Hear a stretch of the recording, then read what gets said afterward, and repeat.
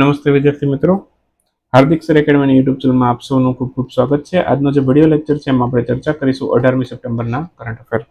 Video શરૂ કરું એ પહેલા આપણી એન્ડ્રોઇડ એપ્લિકેશન ડાઉનલોડ કરી શકો છો. એમાં તમે આપણા વિડીયોની PDF મેળવી શકો છો, ઉપરાંત ઈ બુક મેળવી શકશો, ડાઉનલોડ કરી શકશો, પ્રિન્ટ આઉટ કાઢી શકશો, ટેસ્ટ સિરીઝ આપી શકાશે. આ બધી ફેસિલિટી આપણી એન્ડ્રોઇડ એપ્લિકેશનમાં મળશે. શરૂ કરી દઈએ આજનો વિડીયો. સૌથી પહેલો ક્વેશ્ચન આજના વિડીયોમાં, ઇન્દોર મનમાડ વચ્ચે બની રહેલી નવી રેલવે લાઇન પરિયોજના એની કુલ લંબાઈ કેટલી છે? ઇન્દોર અને મનમાડ વચ્ચે છે. મનમાડ ક્યાં આવ્યું છે? મહારાષ્ટ્રમાં આવેલું છે. તો ઇન્દોર અને મનમાડ વચ્ચે, ઇન્દોર મધ્યપ્રદેશમાં છે, બરાબર, અને મનમાડ મહારાષ્ટ્રમાં છે. તો બંને વચ્ચે એક રેલવે લાઇન બની રહી છે. એની કુલ લંબાઈ છે એ 309 કિલોમીટર છે.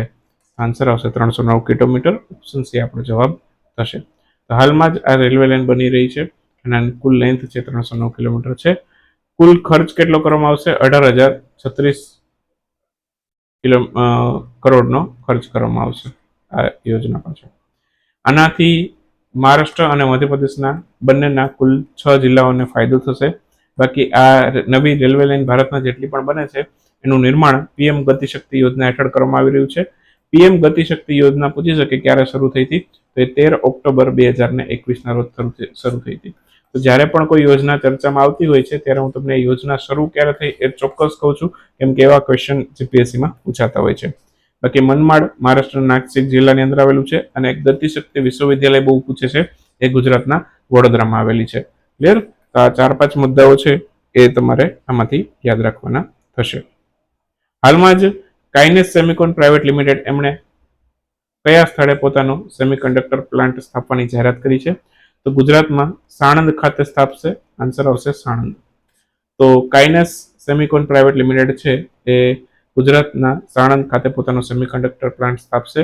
ટોટલ 3300 કરોડનું રોકાણ કરશે અને જે પ્લાન્ટ બનાવવાના છે એનાથી કુલ એક દિવસમાં અથવા તો દરરોજ, બરાબર, કેટલી 60 લાખ માઇક્રો પ્રોસેસર ચિપ છે એનું નિર્માણ કરી શકાય એવી એની કેપેસિટી હશે આ પ્લાન્ટની, બરાબર. બાકી ઇન્ડિયા સેમિકન્ડક્ટર મિશન છે એ સેમિકન્ડક્ટર પ્લાન્ટ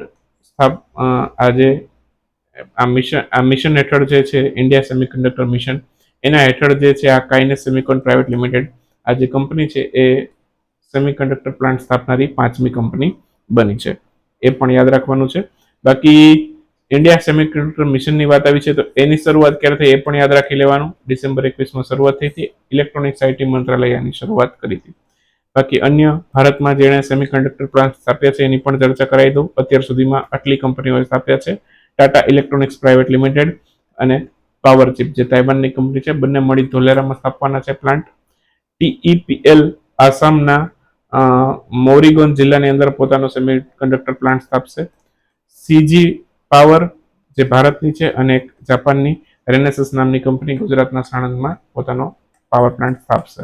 તો આ હમણાં ચર્ચામાં હતા, રિસેન્ટલી ચર્ચામાં છે એવા પાવર પ્લાન્ટ છે. ક્લિયર? તો એ સેમિકન્ડક્ટર પાવર પ્લાન્ટ નહીં, સોરી, સેમિકન્ડક્ટર પ્લાન્ટ, બરાબર. ફિક્કીએ યુથ આઇકોન એવોર્ડ 2024માં મનોરંજન શ્રેણીનો પુરસ્કાર કોને આપ્યો છે? મનોરંજન શ્રેણીનો પુરસ્કાર આપ્યો છે આયુષ્માન ખુરાનાને. ઓપ્શન સી જવાબ થશે. તો ફિક્કીએ યુથ આઇકોન એવોર્ડ જાહેર કર્યા છે, બરાબર. તો એમાં જે મનોરંજન શ્રેણીનો પુરસ્કાર છે આયુષ્માન ખુરાનાને આપ્યો છે. ઇન્સ્પાયરિંગ વુમન લીડર એવોર્ડ છે એ ગઝલ અલગને આપ્યો છે. બેસ્ટ એન્ટરપ્રેન્યોર એવોર્ડ અમન ગુપ્તાને આપવામાં આવ્યો છે. Young leader most promising next generation leader award છે રોશની નાદરને મળ્યો છે, બરાબર. HCL કંપનીના ચેરમેન છે, અત્યારે CEO છે.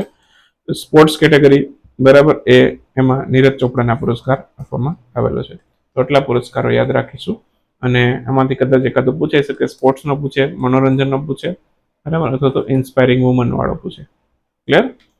તો યાદ રાખજો. પેરિસ ઓલિમ્પિકમાં 2 મેડલ જીતનાર સૌપ્રથમ ભારતીય મહિલા કોણ બન્યું છે?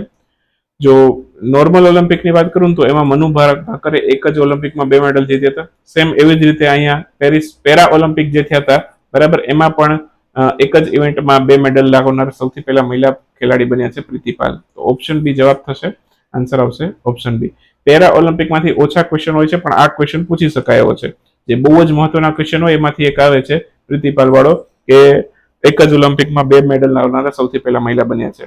તો તો કેવા મેડલ લાવ્યા છે? 100 મીટરની રેસમાં બ્રોન્ઝ લાવ્યા છે, એક 200 મીટરની રેસમાં બ્રોન્ઝ લાવ્યા છે. 2 મેડલ લાવ્યા છે, બરાબર? તો યાદ રાખીશું.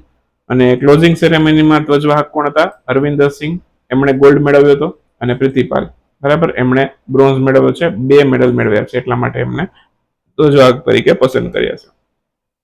બાકી હરવિંદર સિંહ છે, બરાબર, એ તીરંદાજીમાં એમણે ભારતને ગોલ્ડ અપાવેલો છે. તો કઈ રમતમાં અપાવ્યો છે? તીરંદાજીમાં અપાવ્યો છે. બાકી ઓપનિંગ સેરેમનીમાં કોણ હતા? સુમિત અંતિલ અને ભાગ્યશ્રી જાધવ, બરાબર, તો એમને પણ યાદ રાખીશું. બાકી પેરા ઓલિમ્પિકના મેડલ ટેબલની પણ વાત કરી લઈએ. પેરા ઓલિમ્પિકનું જે મેડલ ટેબલ હતું, બરાબર, એમાં ભારતનો ક્રમ હતો 18મો. જે ઓલિમ્પિક મેડલ ટેબલ હતું એમાં ભારતનો ક્રમ 18મો હતો. પેરા ઓલિમ્પિક માંથી પેરા કાઢી નાખો તો જે પેરિસ ઓલિમ્પિક છે એમાં 71મો ક્રમ હતો. પેરા ઓલિમ્પિકમાં ભારતનો ક્રમ 18મો છે. પેરા ઓલિમ્પિકમાં ભારતે કેટલા મેડલ મેળવ્યા છે? તો કે 7 ગોલ્ડ, 9 સિલ્વર અને 13 બ્રોન્ઝ મેડલ મેળવેલા છે. કુલ 29 મેડલ મેળવ્યા છે, બરાબર. અને મેડલ ટેબલમાં પ્રથમ સ્થાન હતું ચીનનું. તો મેડલ ટેબલ થી લઈને બધી જ વાતો આવી ગઈ. ઓપનિંગ સેરેમની, ક્લોઝિંગ સેરેમની, તો બધા જ પેરિસ ઓલિમ્પિકના ચર્ચામાં રહેલા મુદ્દાઓ હતા, બધા જ આપણે ચર્ચા કરી લીધા છે. ક્લિયર?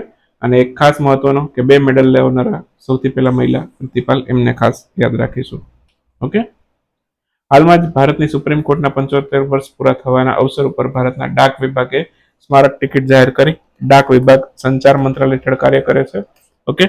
તો ક્વેશ્ચન અહીં એવો છે કે સુપ્રીમ કોર્ટની સ્થાપનાની તારીખ જણાવો. તો સુપ્રીમ કોર્ટની સ્થાપનાની તારીખ છે 28 જાન્યુઆરી 1950. તો 28મી જાન્યુઆરી 1950 ના રોજ છે સુપ્રીમ કોર્ટની સ્થાપના થઈ હતી. એના 2-4 દિવસ પહેલા 23 જાન્યુઆરી 1950 આ દિવસે ચૂંટણી પંચની સ્થાપના થઈ હતી, બરાબર. તો એ પણ યાદ રાખી લેજો. ઓકે. અને 75 વર્ષ સુપ્રીમ કોર્ટના પૂરા થઈ ચૂક્યા છે. સ્મારક ટિકિટ જાહેર થઈ છે. ઓકે. અને 28 જાન્યુઆરી 1950 માં સ્થાપના થઈ હતી. સુપ્રીમ કોર્ટમાં જજની સંખ્યા 34 હોય છે, એટલે કે 33+1, બરાબર. તો આ ખાસ ધ્યાનમાં રાખજો. એક મુખ્ય ન્યાયાધીશ હોય, બાકી અન્ય 33 જજ હોય. તો મુખ્ય ન્યાયાધીશ અત્યારે ડીવાય ચંદ્રચૂડ છે. એમના પછી 51માં બનશે સંજીવ ખન્ના. ઓકે. અને એન કોટેશ્વર સિંહ એ મણિપુરના સૌથી પહેલા વ્યક્તિ છે જે સુપ્રીમ કોર્ટમાં જજ તરીકે નિયુક્ત થયા છે. સુપ્રીમ કોર્ટના ન્યાયાધીશની નિવૃત્તિની ઉંમર છે કેટલી હોય? તો કે 65 વર્ષ હોય.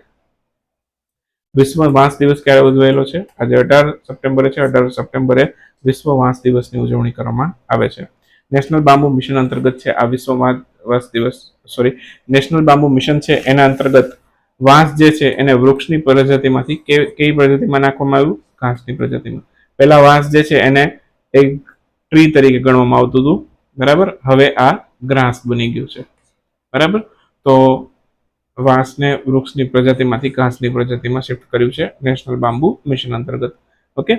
અને વર્લ્ડ બાંબુ ડે તરીકે પણ ઉજવાય છે. મિઝોરમ છે એ બાંબુ ક્વીન તરીકે ઓળખાતું રાજ્ય છે ભારતનું.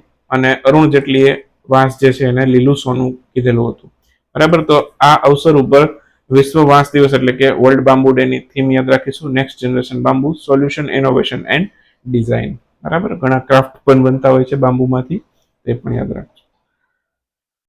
વિશ્વ જળ નિરીક્ષણ દિવસની ઉજવણી ક્યારે થઈ? વિશ્વ જળ નિરીક્ષણ દિવસ 18મી સપ્ટેમ્બરે 18 સપ્ટેમ્બર. ચાલો તો 18 સપ્ટેમ્બરે આ દિવસની ઉજવણી કરવામાં આવે છે. 18 સપ્ટેમ્બરના રોજ છે આ વિશ્વ જળ નિરીક્ષણ અથવા તો વર્લ્ડ વોટર મોનિટરિંગ ડે ની ઉજવણી કરવામાં આવે છે, બરાબર. બાકી ભારત સરકારે આવો જ એક પાણીને લગતો પ્રોજેક્ટ શરૂ કર્યો છે. પીવાનું પાણી નળથી જળ દરેક ઘરે નળ મારફત પહોંચે એ માટે નલ સે જલ યોજના શરૂ કરી હતી. જલ જીવન મિશન શરૂ કર્યું હતું. ઓકે. તેનો લક્ષ્યાંક શું હતો? 55 લીટર પ્રતિ વ્યક્તિ પ્રતિ દિવસ પાણી મળી રહે, બરાબર. તો એ માટે લક્ષ્યાંક રાખ્યો હતો 55 લીટર પ્રતિ વ્યક્તિ પ્રતિ દિવસ પાણી મળી રહે દરેકને, એ માટેનો લક્ષ્યાંક રાખવામાં આવેલો હતો, બરાબર. બાકી નલ સે જલ 2019માં શરૂ થઈ હતી અને જલ શક્તિ મંત્રાલય દ્વારા શરૂ કરવામાં આવેલી હતી. એક વર્લ્ડ પેશન્ટ સેફ્ટી ડે છે એ 17 સપ્ટેમ્બરે ગઈકાલે જોયું આપણે. અને એક કન્ફ્યુઝન પોઈન્ટ, આ વિશ્વ જળ નિરીક્ષણ દિવસ કહે તો 18 સપ્ટેમ્બર આવે, વર્લ્ડ વોટર મોનિટરિંગ ડે. પણ વર્લ્ડ વોટર ડે કહે તો ક્યારે આવે? એ 22મી માર્ચે, એ ધ્યાન રાખજો. રામન મેગ્સેસે પુરસ્કાર 2024 માટેના જાહેર થયા છે. આ રામન મેગ્સેસે પુરસ્કારને કયા દેશના પૂર્વ રાષ્ટ્રપતિના નામ ઉપરથી નામ આપ્યું છે? ટૂંકમાં રામન મેગ્સેસે પુરસ્કાર જે નામ આપ્યું છે, આ રામન મેગ્સેસે જે નામ આપ્યું છે એ કયા દેશના રાષ્ટ્રપતિ હતા? તો એ ફિલિપાઇન્સના રાષ્ટ્રપતિના નામ ઉપરથી નામ આપ્યું છે. ઓપ્શન સી આપણો જવાબ થશે.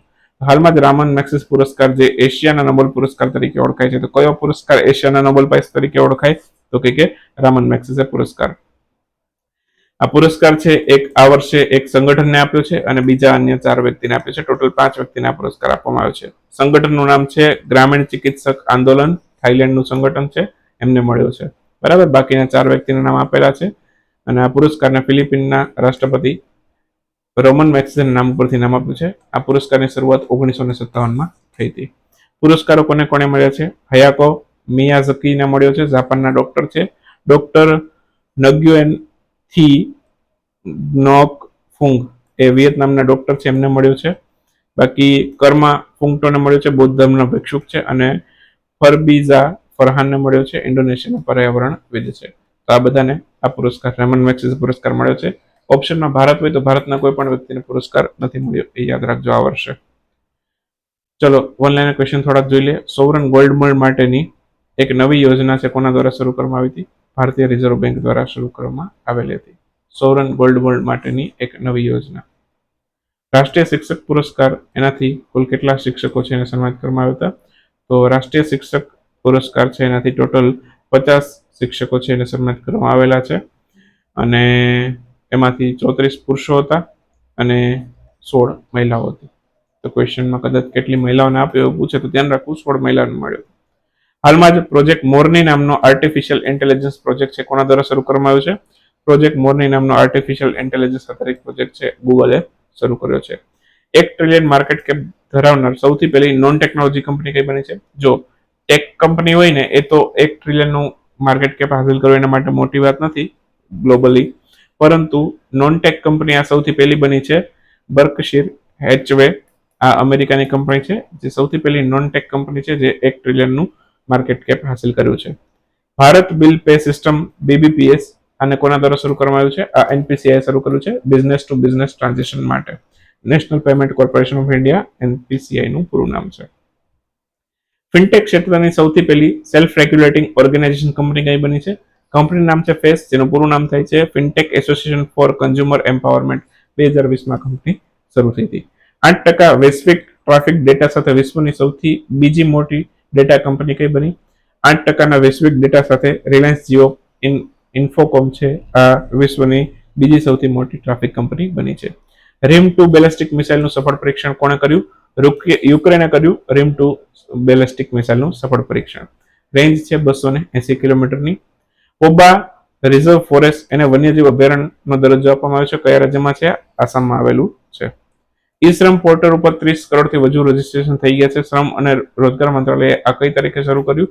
26 ઓગસ્ટ 2021 ના રોજ શરૂ કર્યો હતો. આના અંતર્ગત 12 ડિજિટનો યુનિક આઈડી આપવામાં આવે છે. અને આ સાથે 18મી તારીખના વિડીયોને સમાપ્ત કરીશું. મળીશું 19 તારીખના વિડીયોમાં. હવે બાકી રહેલા વિડીયોમાંથી માત્ર 3 દિવસ બાકી છે, 19, 20 અને 21 ટૂંક જ સમયમાં આવી જશે. બરાબર, તો 2-4 દિવસ આપો, બધું બાકી રહેલું કન્ટેન્ટ કવર થઈ જશે અને રેગ્યુલર થઈ જશે.